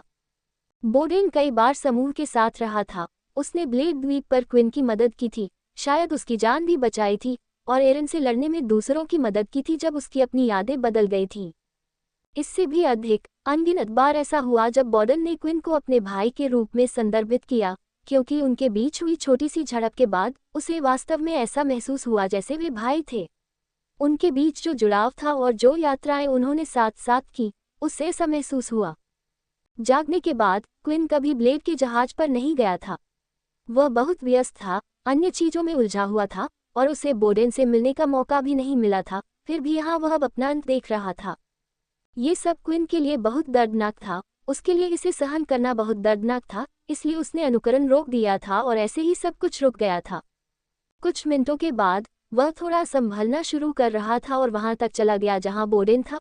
उसका चेहरा पहले से ही थोड़ा पिघला हुआ था, कम से कम ऊपर का आधा हिस्सा वैसे भी, लेकिन फिर भी अपने आखिरी क्षणों में उसके चेहरे पर मुस्कान थी। चेहरा कैसे? ऐसी स्थिति में आप इतने खुश रह सकते हैं? आप इतने सकारात्मक कैसे हो सकते हैं? क्विन ने सोचा। सिमुलेशन खेलने की कोई आवश्यकता नहीं थी। क्विन को पता था कि इससे वापस आना संभव नहीं है, यहाँ तक कि एक दलकी के लिए भी। किसी का सिर इस तरह पिघल जाना, उसकी भुजाएं लंगड़ा हो जाना, यह अंत था। जब तक मैं जीवित हूँ, मुझे तुम्हारा चेहरा याद आता रहेगा और मैं वादा करता हूँ कि तुमने जो किया है वह सबको बताऊंगा। ये शब्द कहते समय क्विन को रिपोर्टर एजे की याद आ गई, जिन्होंने क्विन को फॉलो करने के लिए कहा था। वह वर्तमान क्षणों, पिछले क्षणों और बहुत कुछ को रिकॉर्ड करना चाहता था और उन सभी को एक किताब में रखना चाहता था। एक बार जब उसकी कहानी पूरी हो गई तो वह सब कुछ फैलाने वाला था। क्विन ने एजे के साथ बैठना सुनिश्चित करने के लिए एक मानसिक नोट रखा था, और अगर किताब कभी सामने आती है तो बॉर्डन ने जो कुछ भी किया उसका विवरण याद रखा जाएगा। उसके बाद क्विन ने अपने परिवार के बाकी सदस्यों और अन्य लोगों के साथ लगभग प्रार्थना की तरह कुछ शब्द कहे। उसने एज की ओर देखने के लिए अपना सिर घुमाया। उन्होंने दलकी के विवरण को अपने दिमाग में बिठा लिया। परिणामों से पता चलता है कि दुनिया कैसी बनी और यह अब तक कैसे चल रही थी। सिल ने ये लड़ाई नहीं जीती और एज अभी भी जीवित था, इसलिए क्विन उस व्यक्ति को भुगतान करना चाहता था जिसके कारण ये सब हुआ। सिर्फ जैक और जिम ही नहीं, बल्कि ऐसा लग रहा है कि हिट लिस्ट में एक और नाम जुड़ गया है। सिमुलेशन उसी क्षण से फिर से शुरू हुआ जब क्विन ये देखने के लिए तैयार था कि फिर से क्या हुआ, और वह इसे देख सकता था। सिल एच को हराने के कार्य में इतना डूबा हुआ था कि वह ये नहीं देख पा रहा था कि वास्तव में उसके सामने क्या हो रहा है। उसके सभी अनुकरण या दूरदर्शिता ये दिखा रहे थे कि यदि उसे एक निश्चित तरीके से हमला करना था तो क्या होगा, लेकिन समस्या यह थी कि सिल ये जानने के बाद हमला नहीं कर रहा था कि यह विफल हो जाएगा, और वह उस परिणाम को देखने में विफल रहा था घटित हुआ था। बॉर्डन का पूरा सिर नष्ट हो गया था और उसका शरीर फर्श जैसा महसूस हो रहा था। अन्य क्लोनों से अलग अलग हमलों की एक लहर सामने आई थी जिनका लक्ष्य एच था, लेकिन अपनी प्राकृतिक गति के साथ साथ अपनी सुपर गति के साथ वह हमलों के रास्ते से हट गया और सीधे असली सिल पर चला गया। हालांकि अपने हाथ में किताब के साथ सिल ने टेलीपोर्टेशन क्षमता का चयन किया था और एच आंखों के सामने पलकें झपकाईं, जिससे उसे हवा के अलावा कुछ भी नहीं मारना पड़ा, लेकिन शक्तिशाली हमले ने फिर भी पूरे स्थान को विकृत कर दिया। यह एक भारी मुक्का था जिसने हमले के समय आकाश में बादलों को विकृत कर दिया और अपने रास्ते में आने वाली किसी भी चीज को आसानी से नष्ट कर दिया। इसे देखकर क्विन को भी रे के मुक्के की बहुत याद आई। शिरो और ब्लेड जहाज के पास देख रहे अन्य ब्लेड सभी दर्द में थे क्योंकि उन्होंने देखा कि बोडेन अब फर्श पर नहीं हिल रहा था। कुछ को ऐसा लगा जैसे ये कोई सपना है। बोडेन एक नेता के रूप में लंबे समय से ब्लेड्स के साथ थे। उन्होंने कई मौकों पर मदद की थी और यहाँ वे सभी खड़े होकर कुछ नहीं कर रहे थे। शट, हम यहाँ क्यों फंसे रहें, कुछ भी करने में असमर्थ, रैटन शिरो के मन में चिल्लाया। वोडन चुप था, फिर भी इसे स्वीकार कर रहा था, जबकि शिरो प्रभावित था। वह इस बात से अधिक चिंतित था कि बाकी लड़ाई का परिणाम क्या होगा। सिल, ये लड़ाई हार जाएंगे, शिरो ने बाकी दोनों से कहा। आपका क्या मतलब है, रैटन ने गुस्से में जवाब दिया। हालांकि सिल ने दूसरे को नुकसान नहीं पहुंचाया है, फिर भी मुझे लगता है कि लड़ाई काफी समान है, वे एक दूसरे को चोट नहीं पहुंचा सकते। सिल कोई रास्ता खोज लेगा। रैटन और वोडेन दोनों को इस बात का अंदाजा था कि सिल किताब के साथ क्या कर रहा था। वे अपने सामने जो दुश्मन देख सकते थे, उसके आधार पर सिल उसे हराने का सबसे अच्छा तरीका ढूंढ रहे थे। आखिरकार एच और सिल के बीच एक अंतर था, भले ही वे दोनों समान मात्रा में क्षमताओं का उपयोग कर सकते थे। सिल अपनी क्षमताओं को बदल सकता है और एच के पास वर्तमान में मौजूद क्षमताओं का मुकाबला कर सकता है। ठीक वैसे ही जैसे सुपर स्पीड के साथ सिल लगातार रास्ते से दूर टेलीपोर्ट कर सकता था। जल अग्नि को हराता है, पृथ्वी प्रकाश को हराती है इत्यादि। तो शिरो क्यों कह रहा था कि सिल हार जाएगा? क्या तुम्हें याद नहीं कि सिल ने हमसे क्या कहा था? इस गड़बड़ी के शुरू होने से पहले उसने हमारे कान में फुसफुसाया कि अगर उसे कभी लगे कि स्थिति बहुत कठिन है तो वह सुनिश्चित करेगा कि हम सब ठीक हैं। मुझे लगता है कि आप सही हैं। अगर सिल को अपनी पूरी ताकत से लड़ना होता और लड़ना जारी रखना होता तो एक रास्ता होता, लेकिन वह शुरू से ही हमें ऊपर जहाज से होने वाले विस्फोटों से बचाता रहा है और पहले भी दल्की के खिलाफ लड़ता रहा है। भले ही उसके पास बहुत सारी एमसी सेल हो, फिर भी उसके पास असीमित मात्रा नहीं है। उनके शब्दों के आधार पर आपको क्या लगता है कि उनका इससे क्या मतलब था? शिरो ने पूछा। यह अचानक दूसरों के दिमाग में आया। इसे बनाने का एक तरीका था ताकि बाकी लोग चाहे कुछ भी हो जीवित रहें, और इससे पहले कि वे इसे जानते, सिल ने दूसरों के साथ शिरो के ठीक बगल में टेलीपोर्ट किया था। मुझे खेद है, मैं उसे हराने के लिए पर्याप्त मजबूत नहीं था। मुझे खेद है कि मैं बोडेन को बचाने के लिए पर्याप्त मजबूत नहीं था। आप सभी को, आपको जीवित रहना है, आपको ब्लेड परिवार को जारी रखना है। हमारे नाम में गलत सही है, और भले ही मैं असफल रहा, मैं जानता हूं कि एक व्यक्ति है जो ऐसा नहीं करेगा। क्विन से जुड़े रहिए और उसे खोजें। सिल ने दूसरों को कुछ भी कहने का मौका नहीं दिया क्योंकि उसने अपना हाथ जमीन पर रखा था, और इससे पहले कि उन्हें पता चलता, पूरे ब्लेड परिवार का एक सामूहिक टेलीपोर्टेशन हुआ। वे सभी चले गए। वे अब ग्रह पर नहीं थे और सिल अब वहां अकेले था। सिल ने उन्हें दूर तक ले जाने के लिए अपनी शक्तियों का उपयोग किया था, एक ऐसी जगह जहां शायद वह भी नहीं जानता था, एक ऐसी जगह जहां जैक उन पर हमला करने में असमर्थ था। यदि वह उसे और एच को टेलीपोर्ट करता है तो इसका मतलब ये होगा कि बाकी दल्की और जैक अभी भी उनसे लड़ने में सक्षम होंगे। एच को दूर टेलीपोर्ट करने के बाद भी उन्हें जैक से भी निपटना होगा, और यह समस्या की जड़ से छुटकारा नहीं दिला रहा था। उसी समय सिल को ऐसा महसूस हुआ कि उनके यहाँ होने का कारण ये था कि वे उसके पीछे थे। जब तक सिल दूसरों के साथ नहीं था तब तक किसी को नहीं मरना था, कम से कम किसी और को नहीं मरना था। यही कारण है कि उन्होंने ये निर्णय लिया था, लेकिन इतनी दूर तक इतने सारे लोगों को बड़े पैमाने पर टेलीपोर्ट करने से उनकी एमसी कोशिकाओं की एक बड़ी मात्रा खत्म हो गई थी। लड़ाई जो किसी भी दिशा में जा सकती थी, ये सुनिश्चित करके कि अन्य 100% निश्चितता के साथ सुरक्षित थे, अब एच के पक्ष में झुक गई थी। जो फुटेज प्राप्त किया जा सकता है वह वहीं समाप्त होता है। एक परिचित आवाज ने कहा, लोगन, आपने जो देखा उसके आधार पर आप चिंतित हो सकते हैं कि सिल के साथ क्या हुआ, लेकिन डरो मत, वह जीवित है और मुझे ठीक ठीक पता है कि वह कहाँ है। अध्याय 2117 है ट्रैप्ड सिल। पूरे अनुकरण को देखने के बाद क्विन मिश्रित भावनाओं से गुजर रही थी। अंत पकड़ में नहीं आया था। लड़ाई का निष्कर्ष, सिल और एच के बीच अंतिम लड़ाई कारण जो भी हो, शायद उनकी लड़ाई ने जहाजों पर लगे कैमरों को नष्ट कर दिया था, या उनकी लड़ाई जहां वे थे वहां से बहुत दूर हुई थी, जिसमें दोनों ने अपने पास मौजूद सभी चीजों का उपयोग किया था। फिर भी परिणाम स्पष्ट था, क्योंकि सिल ने चुनाव कर लिया था। सिल, जब मैं तुमसे पहली बार मिला था तब से तुम बहुत बदल गए हो। आपने वास्तव में अंत में निस्वार्थ होने का निर्णय लिया, क्विन ने सोचा। अनुकरण के माध्यम से यह स्पष्ट हो गया था, शुरुआत से ही जब उसने शिरो के कानों में फुसफुसाया कि ब्लेड उसके लिए सबसे महत्वपूर्ण थे। चाहे कुछ भी हो, वह उनकी सुरक्षा सुनिश्चित करना चाहता था। हालांकि एच को देखते समय भ्रमित भावनाओं का मिश्रण था, और थोड़ी देर के लिए सिल को लगा कि इस व्यक्ति को रोकना एक बार फिर उसका कर्तव्य था, जब तक कि बोडेन गिर नहीं गया। इस वजह से इसने उसे अपने सही दिमाग में वापस आने की अनुमति दी। लड़ाई के दौरान सिल को कभी भी यकीन नहीं था कि वह एच को हरा पाएगा या नहीं। उन दोनों के बीच काफी बराबरी थी, लेकिन सिल को अभी भी सब कुछ आजमाना बाकी था। यदि वह कर सकता, तो वह खुद को और एच को उस ग्रह से दूर ले जा सकता था जिस ग्रह पर वे थे, बाकी सभी से दूर। हालांकि जहाज तब भी अन्य ब्लेडों पर हमला करने में सक्षम होगा और अधिक दल्की को भेजा जा सकता है। बोडेन अब वहां नहीं था, जिससे दल्की को साफ करने में बड़ी मदद मिली, इसलिए ये कहना सुरक्षित होगा कि उन्होंने निश्चित रूप से जीवित रहने के लिए संघर्ष किया होगा। दूसरा विकल्प सभी ब्लेडों को हेच के साथ ले जाना और उन्हें जहाज पर टेलीपोर्ट करना था। फिर भी जहाज अज्ञात था। एच के नाम से जाना जाने वाला अस्तित्व इसी से आया था, और यह ब्लेड्स को दुश्मन के इलाके के मध्य में ले जा रहा था। यदि वह एच को हरा नहीं सका, तो इसका मतलब होगा कि सभी ब्लेड नष्ट हो गए होंगे।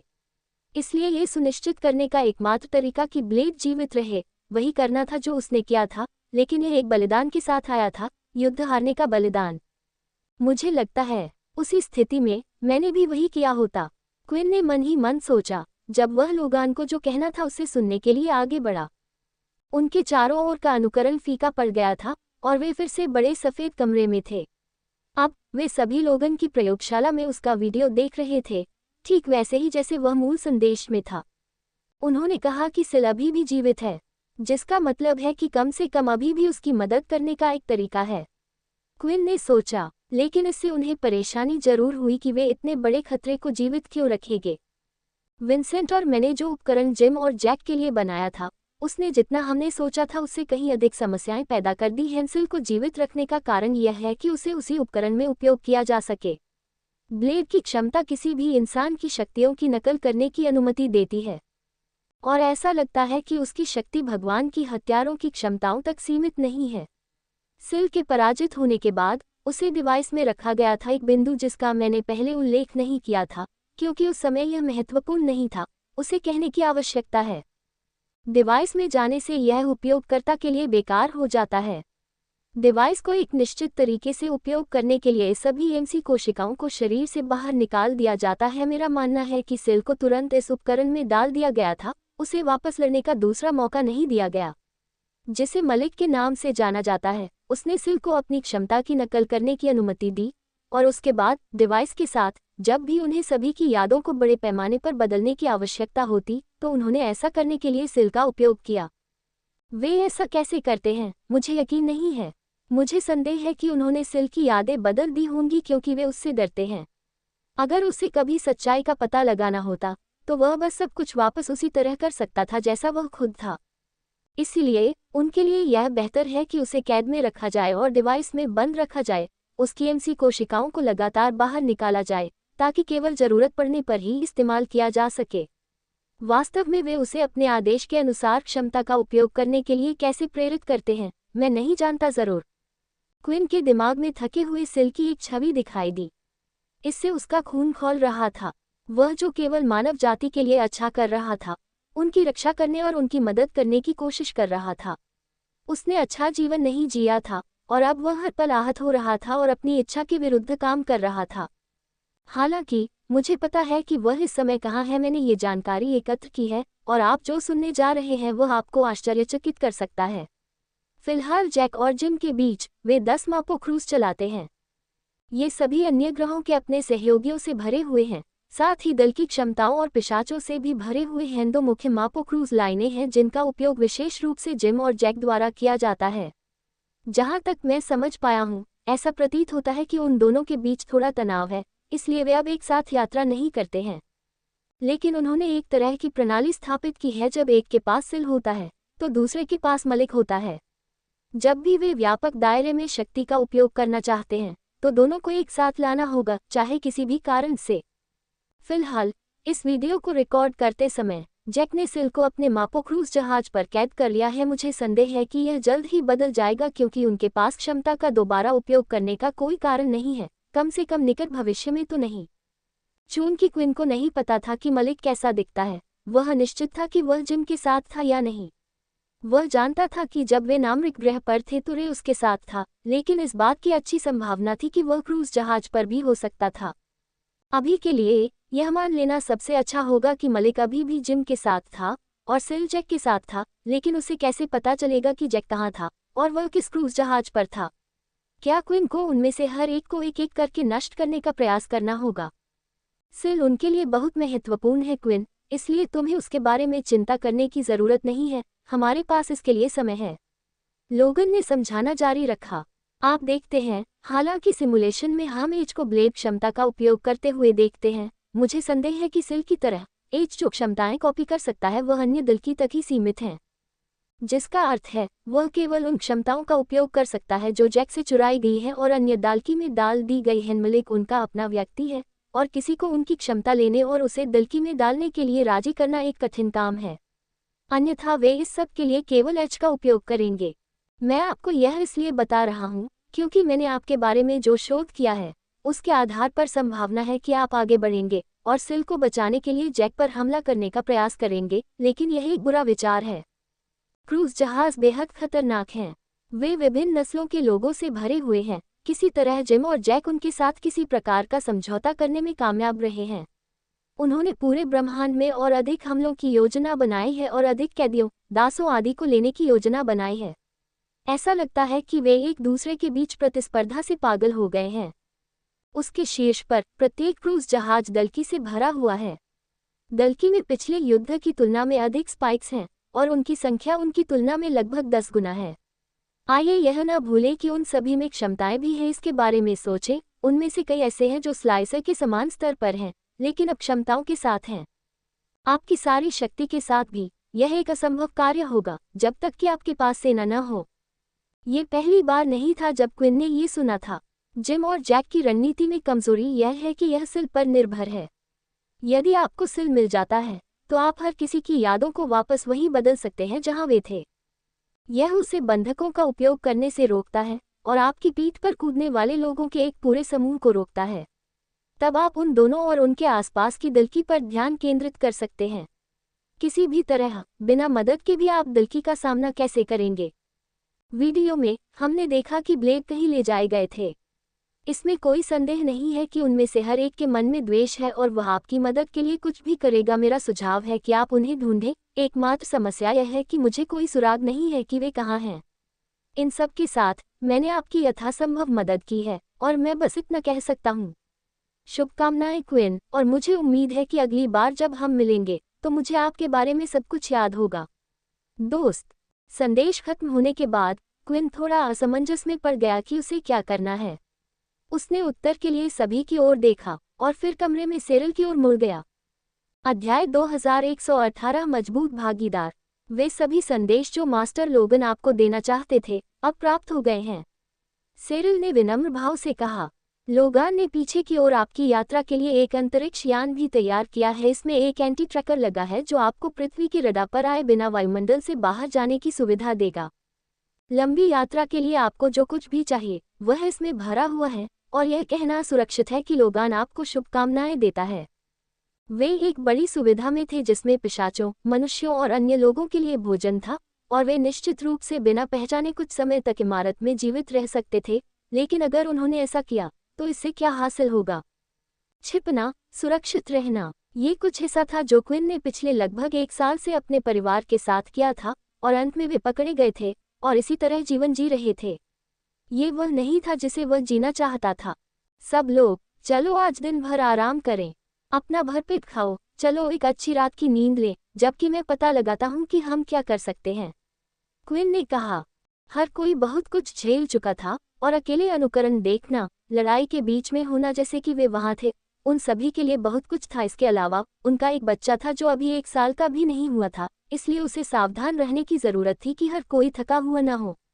आखिरकार सिमुलेशन रूम से बाहर निकलकर लैला बच्चों के लिए कुछ खाना तैयार कर रही थी। हालांकि वे केवल खून से बने जूस के डिब्बों पर ही जीवित रह सकते थे, कभी कभी उनके लिए ऐसा मांस खाना भी अच्छा होता था जो बहुत कम पकाया जाता था। हमेशा की तरह जब मिन्नी और गैलेन इंतजार कर रहे थे, वे एक दूसरे के साथ अपने अपने गेम खेल रहे थे। वे एक दूसरे का पीछा कर रहे थे और छिप रहे थे, और बड़े घर में उनके लिए तलाशने के लिए काफी जगह थी। जब तक वे इमारत से बाहर नहीं निकले, क्विन को उनसे कोई आपत्ति नहीं थी जो वे चाहते थे। वह चला गया। रस, सेरिल और क्विन सोफे पर बैठे। उनमें से हर कोई एक दूसरे से दूर एक अलग हिस्से में एक सोफे पर बैठा था, जिस पर शायद 7 या 8 लोग बैठ सकते थे। यह ऐसे लोगों से भरा कमरा था जो एक दूसरे को जानते थे, लेकिन वास्तव में एक दूसरे को नहीं जानते थे, इसलिए वे इतने करीब होने में असहज महसूस करते थे। दिल की, वे उस अनुकरण में काफी मजबूत लग रहे थे।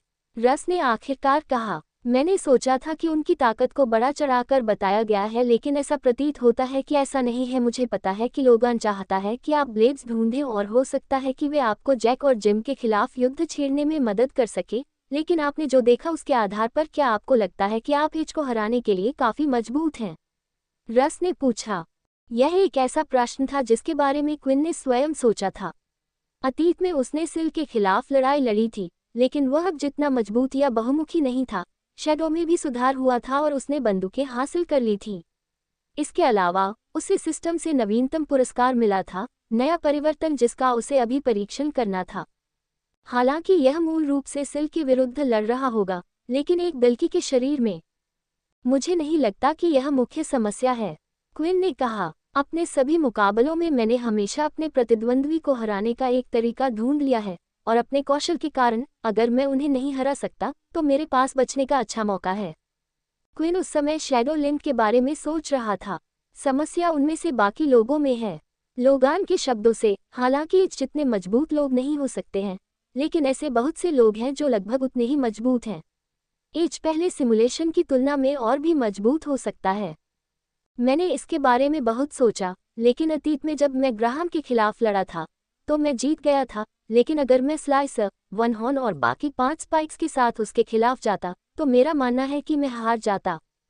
मुझे लगता है कि आप जो कह रहे हैं मैं समझ गया हूँ, रस ने उत्तर दिया। यही कारण है कि हमें ब्लेड्स को ढूंढने की आवश्यकता है, लेकिन आपके पक्ष में मजबूत लोग हैं। आपकी पत्नी, आपकी बेटी, यह मछली वाली महिला और मैं मजबूत हैं, ठीक है? हालांकि कम से कम मैं मानता हूं कि आप मजबूत हैं। क्विन वास्तव में निश्चित नहीं था कि सेरिल मजबूत था या नहीं।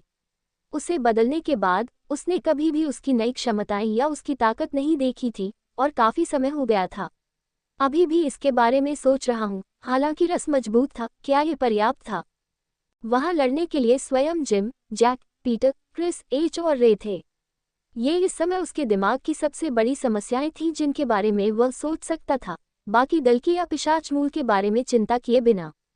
उसी समय, हालांकि उसने मिन्नी को एक ईश्वर कातिल वस्तु दी थी, वह नहीं चाहता था कि वह लड़े, लेकिन उनके जीवित रहने की स्थिति के आधार पर शायद हर एक व्यक्ति की जरूरत थी जिसे क्विन अपनी तरफ कर सके। आपके विचार क्रम को बाधित करने के लिए क्षमा करें, सेरिल ने तुरंत टोक दिया, लेकिन मैं कहूंगा कि मैं काफी मजबूत हूं। इसके कारण रस और क्विन दोनों अपनी सीटों से झुक गए। हालांकि रस ने ये शब्द कहे, लेकिन वास्तव में उसका इससे कोई मतलब नहीं था। वह बस मौजूदा स्थिति में क्विन को खुश करने की कोशिश कर रहा था, चाहे उसे यह पसंद हो या नहीं। इस समय रस क्विन की तरफ था, और ऐसा लग रहा था और महसूस हो रहा था कि यह हारने वाली टीम है, जो उसे पसंद नहीं आया। जहां तक क्विन की बात है, ईमानदारी से कहूं तो हालांकि उसने सोचा था कि सेरिल की बहन त्रिशूल के साथ कुछ हद तक प्रभावशाली थी, उसे लगा जैसे उसमें हमेशा कमी थी, इसलिए उसे संदेह हुआ कि कोई बड़ा सुधार हुआ है क्योंकि वह अब बदल गई है। रुको, लेकिन सिस्टम ने कहा, वो कुछ हद तक एक बिल्कुल नई प्रजाति की तरह थी। सेरिल, क्या इस सुविधा में कोई ऐसी जगह है जहां हम आपके कौशल को देख सकें? क्विन ने पूछा।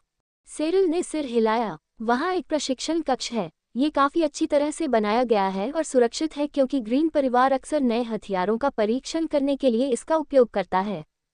उनके चेहरे पर मुस्कान आ गई। ठीक है, रात के खाने से पहले आइए प्रशिक्षण कक्ष में चलें और देखें कि आपको क्या मिला, क्विन ने कहा। रस भी उठ खड़ा हुआ, क्योंकि वह भी देखना चाहता था। फिलहाल उनका जीवन कुछ हद तक उनके आसपास के लोगों पर निर्भर था, इसलिए ये देखना सबसे अच्छा था कि वे क्या कर सकते हैं। मैं शायद अपने नए राक्षस रूप का भी परीक्षण कर सकता हूँ।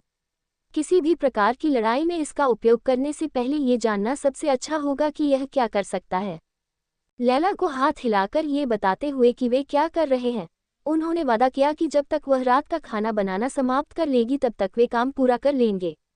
वह रस और खुद के लिए भी कुछ अधिक मानवीय खाना बना रही थी, इसलिए थोड़ी अधिक तैयारी थी।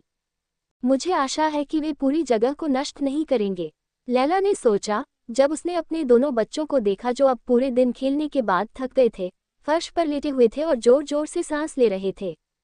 कुछ समय पहले जब ब्लेड परिवार को ले जाया गया था, तो उन सभी ने अचानक खुद को रेगिस्तान जैसी कठोर जमीन पर पाया। वे अपना सिर घुमा घुमा कर घूम रहे थे, क्योंकि वे थोड़े भ्रमित थे। एक पल में वे वहां थे और अगले ही पल वे एक नई जगह पर थे, सिल से दूर और दूसरों से दूर।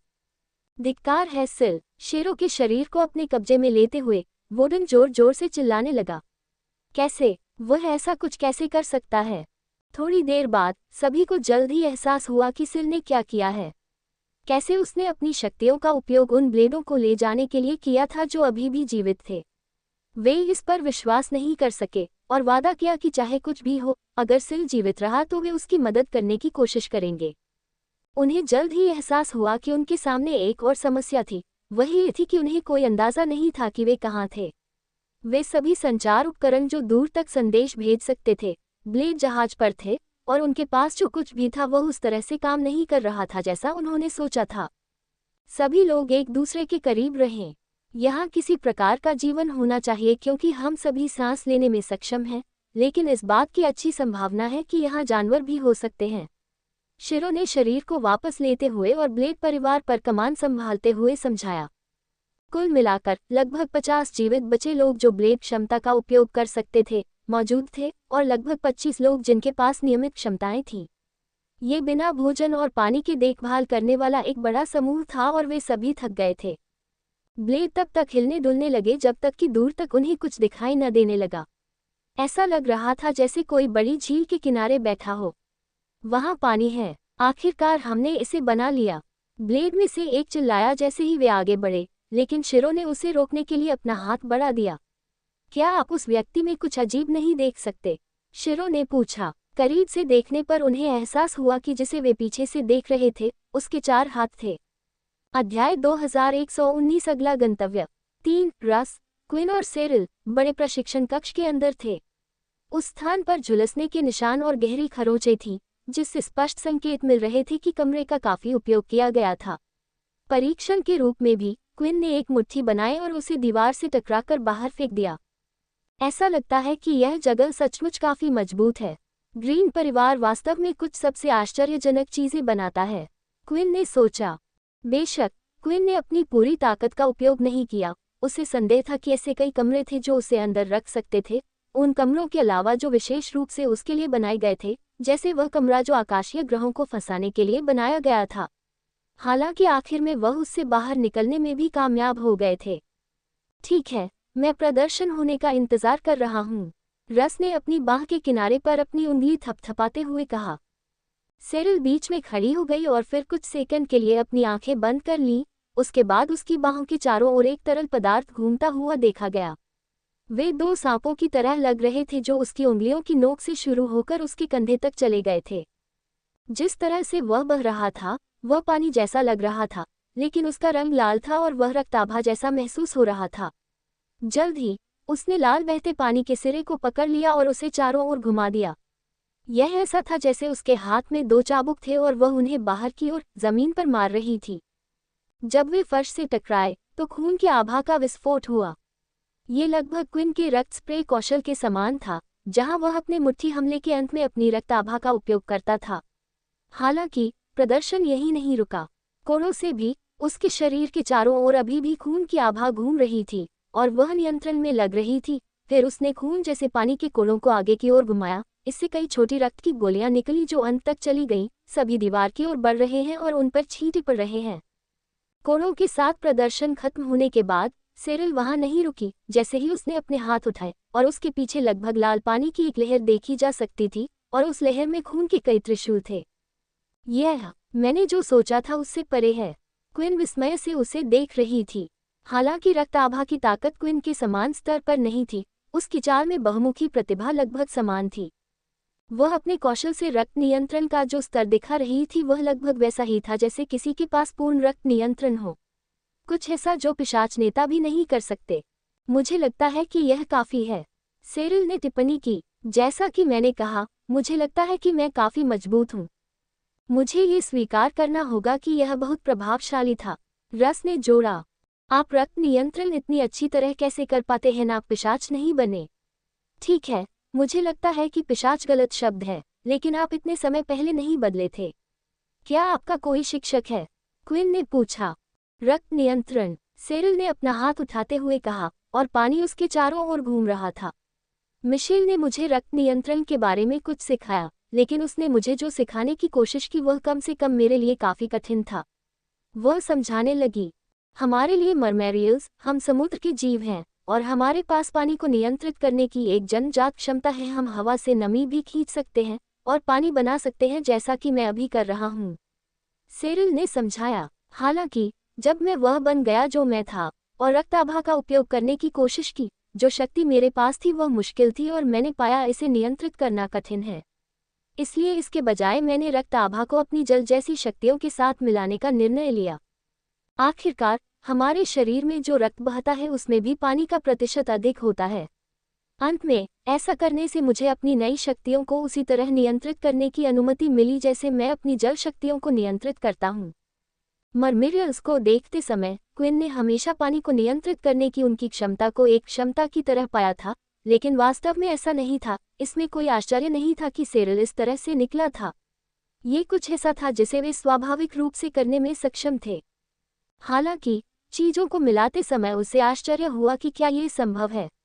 पहले क्षमताओं को वास्तव में मिश्रित नहीं किया जा सकता था क्योंकि ऐसे लोग थे जिनमें पहले स्थान पर केवल एक ही क्षमता थी। ऐसा तब तक था जब तक ब्लेड परिवार से जैक ग्रीन अंदर नहीं आ गया था। फिर भी मरमेरियल्स की तरह जल नियंत्रण एक क्षमता नहीं थी और दोनों को एक साथ मिलाने के मामले भी सामने आए थे। उदाहरण के लिए ऐसी प्रबल क्षमता थी जिसे रक्त में लपेटा जा सकता था। क्विन ने अपनी क्यूई को अन्य चीजों के साथ भी मिलाया था, लेकिन यह आसान लग रहा था। लेकिन इससे उसे एक विचार मिला, क्या मेरी रक्त क्षमताओं को छाया के साथ मिलाने का कोई तरीका है? मैं ऐसा कैसे करूंगा और ऐसा करने का परिणाम क्या होगा? क्विन ने अपने हाथ को देखते हुए सोचा। अभी वह चाहता था कि उसके पास अपना स्वयं का खगोलीय स्थान हो जहां समय धीमा हो जाए। यदि उसके पास समय होता तो उसे यकीन था कि वह कुछ पता लगा सकता है। सेरिल मजबूत है और शायद क्षेत्रों में थोड़े से प्रशिक्षण के साथ वह एक नेता को बाहर करने के लिए पर्याप्त मजबूत हो सकती है, या कम से कम उनमें से एक से लड़ सकती है, लेकिन कहीं भी इतनी मजबूत नहीं है कि क्रिस या पीटर को बाहर कर सके, वस्तुओं के बिना नहीं। और फिर भी मुझे संदेह है कि वह बहुत कुछ कर सकेगी। हमें इससे अधिक मदद की जरूरत होगी। जब वह उसकी ओर बढ़ा तो क्विन ने सोचा।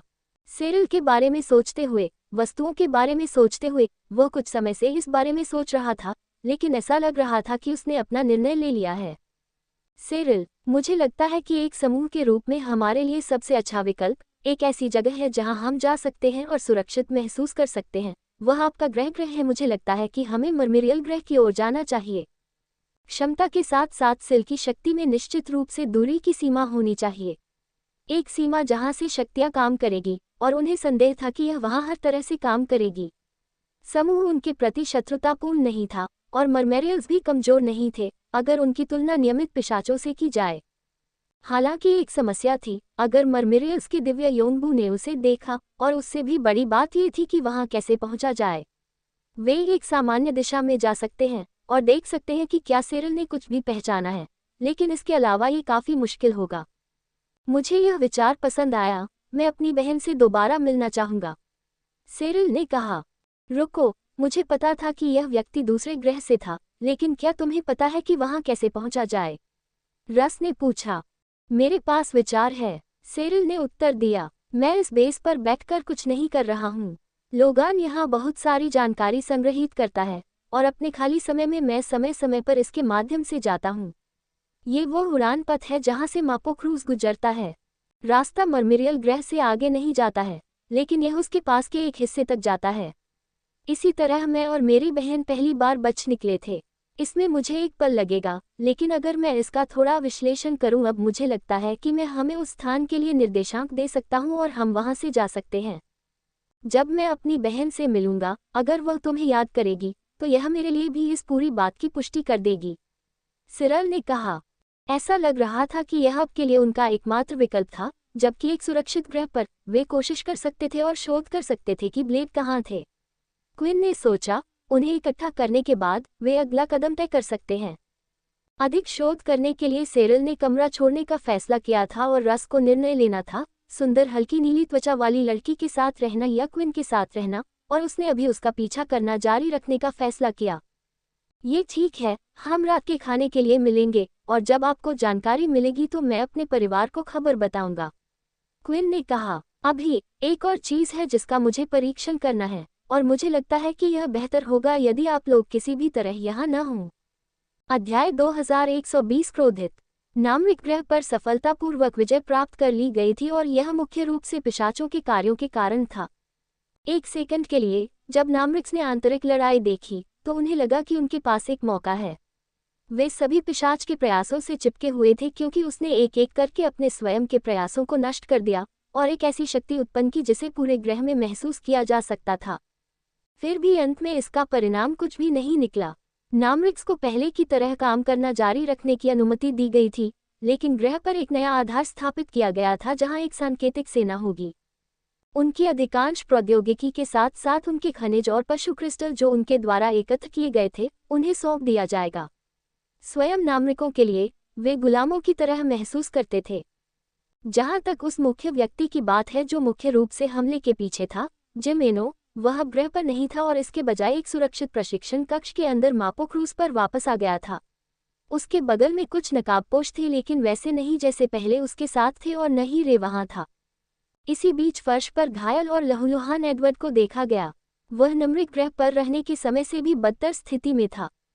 अरे मूर्ख, तुम किसी ऐसे व्यक्ति के प्रति इतनी वफादारी कैसे कर सकते हो जिसे तुम बमुश्किल जानते हो? जिम चिल्लाया। आप दोनों का एक ही समय में जीवित रहना असंभव था, तो फिर आपने उसका पीछा क्यों किया? मुझे बताएं कि उसने आपको कैसे धोखा दिया या मजबूर किया। जिम एक ही प्रश्न बार बार पूछ रहा था और एडवर्ड भी वही कर रहा था और वह मुस्कुरा रहा था। क्या आप वास्तव में सोचते हैं कि यातना जैसी कोई चीज मूल के खिलाफ काम करेगी? मैं किसी भी समय और समय पर अपनी जान ले सकता हूँ। मैंने एक लंबा और संतुष्टदायक जीवन जिया है। मेरे ऐसा न करने का एकमात्र कारण यह है कि आपकी वजह से ऐसा करना शर्मनाक होगा। जिम गिरे हुए एडवर्ड की ओर दौड़ा और अपना पैर पीछे घुमाया। जैसे ही उसने उसे आगे फेंका, बड़ी मात्रा में रक्त की आभा निकली और एडवर्ड हवा में घूमता हुआ गिर गया। पूरे कमरे में खून बिखरा हुआ था और एडवर्ड की हड्डियां ठीक होने लगी थीं। फर्श को छूने के बाद एडवर्ड ने खुद को ऊपर उठाया और जिम की ओर मुस्कुराया। तुम किस बात से इतना डरे हुए हो कि हर किसी को पता चल जाएगा कि तुम नकली हो? तथ्य यह है कि अतीत में तुमने जो दलकी बनाई थी वह असफल रही थी। आप इस तथ्य को बर्दाश्त क्यों नहीं कर सकते कि इस दुनिया में महान लोग हैं और आप उनमें से एक भी नहीं हैं? एडवर्ड ने हंसना जारी रखते हुए खांसते हुए थोड़ा और खून निकाला। कमरे में वे दोनों अकेले नहीं थे क्योंकि क्रूज पर मौजूद मलिक को भी अपने साथ लाया गया था। आइए देखते हैं, आपका रवैया अचानक बदल जाता है।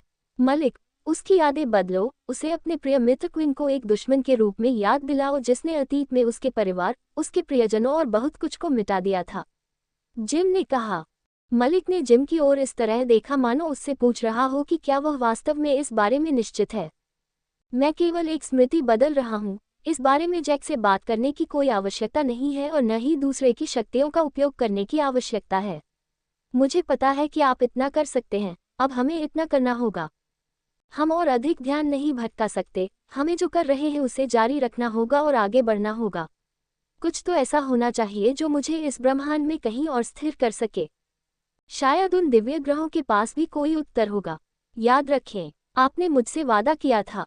इससे अधिक कुछ नहीं कहा गया क्योंकि मलिक वही करते हुए आगे बढ़े जो वह लंबे समय से करते आ रहे थे।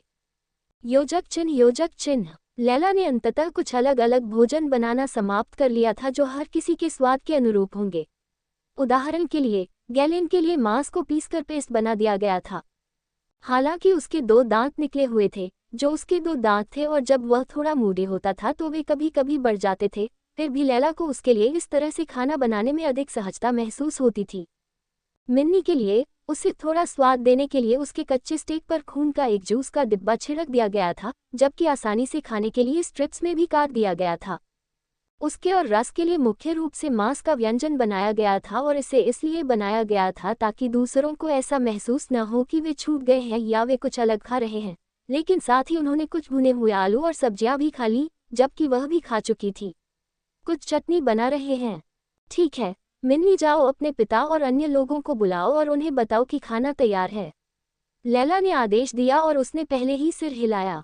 इस बीच कटलरी, ग्लास के साथ साथ अन्य कार्य गैलेन द्वारा संभाले गए। ये हमेशा प्रभावशाली था कि वह जानता था कि वह क्या चाहती है और उन दोनों को संवाद करने की कोई आवश्यकता नहीं थी। सब कुछ व्यवस्थित हो जाने के बाद मिन्नी एक कोने में मुड़ गई थी और वह रस के साथ साथ सेरिल के साथ वापस चल रही थी। तुम्हारे पिता कहाँ हैं? लैला ने तुरंत पूछा। उन्होंने कहा कि पिताजी व्यस्त हैं और कुछ महत्वपूर्ण काम कर रहे हैं, इसलिए हमें उन्हें अकेला छोड़ देना चाहिए, मिन्नी ने उत्तर दिया। लैला ने कुछ नहीं कहा और बस मेज पर बैठ गई। आप दोनों क्या कर रहे हैं, या आप दोनों भी व्यस्त हैं? लैला ने पूछा। ये सुनकर सेरिल अपनी सीट पर बैठने के लिए दौड़ी, जबकि रस ने खुद से फुसफुसाया, तुम्हारी पत्नी बहुत डरावनी इंसान है। रस बुदबुदाया, लेकिन जल्दी से मेज पर भी बैठ गया। वहां सन्नाटा था क्योंकि सभी लोग एक एक करके थोड़ा थोड़ा करके अपना खाना खा रहे थे। अजीबता को कम करने के लिए रस ने अपना पेट रगड़ना शुरू कर दिया। खाना बहुत स्वादिष्ट है, मैंने कुछ समय से ऐसा कुछ नहीं खाया है। रस ने मुस्कुराहट लाने की भरपूर कोशिश की, लेकिन यह उसके लिए स्वाभाविक नहीं थी। एक सेकंड बाद और एक चाकू जोर से मेज पर पटक दिया गया। मैं उस पर विश्वास नहीं कर सकता। यह आखिरी बार हो सकता है जब हम एक परिवार के रूप में इस तरह एक साथ भोजन कर सकते हैं, और वह 5 मिनट का समय नहीं निकाल सकता। लैला घबरा गई। बाकी लोग कुछ कहना चाहते थे क्योंकि यह उन सभी के लिए एक कठिन स्थिति थी, लेकिन वे समझ गए कि लैला को कैसा महसूस हुआ। इसके अलावा वे उसके रास्ते में नहीं आना चाहते थे। वह अपनी सीट से उठकर चलने लगी। ठीक है, आइए देखें कि वह क्या कर रहा है जो इतना महत्वपूर्ण है कि उसे इसे अभी करना होगा। लैला बुदबुदाया। क्या आपको लगता है कि हमें उसके साथ जाना चाहिए अगर कुछ होता तो? सेरिल ने पूछा।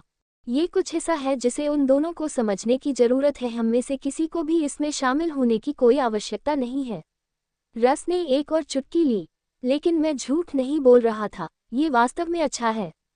इसके अलावा क्या आपको लगता है कि हम होने वाली किसी भी चीज को रोक सकते हैं?